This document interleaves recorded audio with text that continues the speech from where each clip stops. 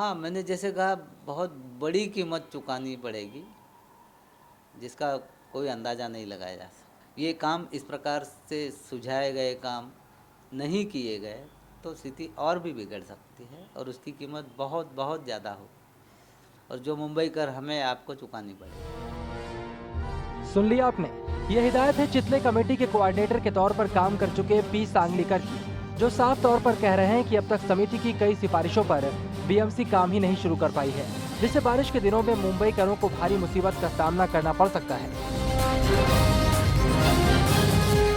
हाँ, मैंने जैसे कहा बहुत बड़ी कीमत चुकानी पड़ेगी, जिसका कोई अंदाज़ा नहीं लगाया जा सकता। ये काम इस प्रकार से सुलझाए गए काम नहीं किए गए तो स्थिति और भी बिगड़ सकती है और उसकी कीमत बहुत बहुत ज़्यादा हो और जो मुंबई कर हमें आपको चुकानी पड़ेगी।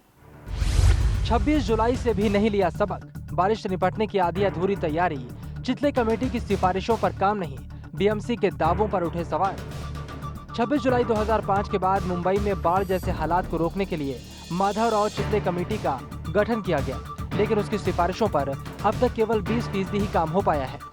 मुंबई को बाढ़ से बचाने के लिए 1976 में नातू कमेटी गठित की गई थी, जिसकी सिफारिशों को 2006 तक लागू नहीं किया गया। 2005 की जुलाई में मुंबई डूब चुकी थी, तब माधवराव चितले कमेटी गठित की गई थी, जिसके 20% सिफारिशें अब तक भी लागू नहीं की गई है। साफ है, बारिश के दिनों में बीएमसी के दावों पर भरोसा नहीं किया जा सकता, क्योंकि खुद सांगलीकर साहब कह रहे हैं कि सिफारिशें अब तक सिर्फ कागजी खानापूर्ति के ही काम आई हैं।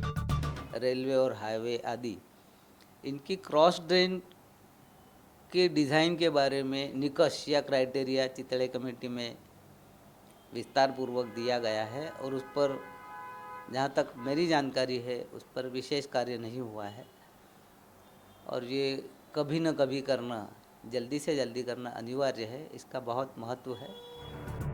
बीएमसी कमिश्नर सीताराम कुंटे पहले ही कह चुके हैं कि मुंबई की भौगोलिक स्थिति को देखते हुए यहाँ बाढ़ की गुंजाइश हमेशा रहती है।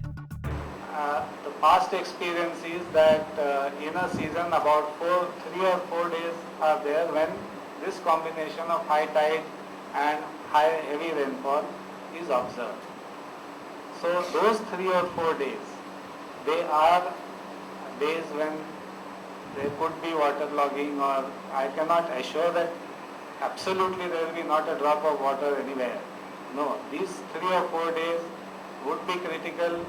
वहीं बीएमसी की स्थायी समिति के अध्यक्ष राहुल शेवाले को बारिश से निपटने की बीएमसी की तैयारियों में कोई खामी नजर नहीं आती। उन्होंने कहा कि 26 जुलाई जैसे हालात को रोकने के लिए बीएमसी ने पर्याप्त काम किया है, इसकी वजह से मुंबई में दोबारा बाढ़ नहीं आ सकती। बाढ़ से बचने के लिए और बाढ़ न होने के लिए जो प्रिकॉशन मेजर्स है वो लेने के जो प्रोग्राम है, उसमें पहला जो डिसिल्डिंग का प्रोग्राम रहता है, सभी नालों की सफाई मानसून के पहले की जाती है। उसका काम अभी जारी है, 31 मई तक उसकी डेडलाइन है।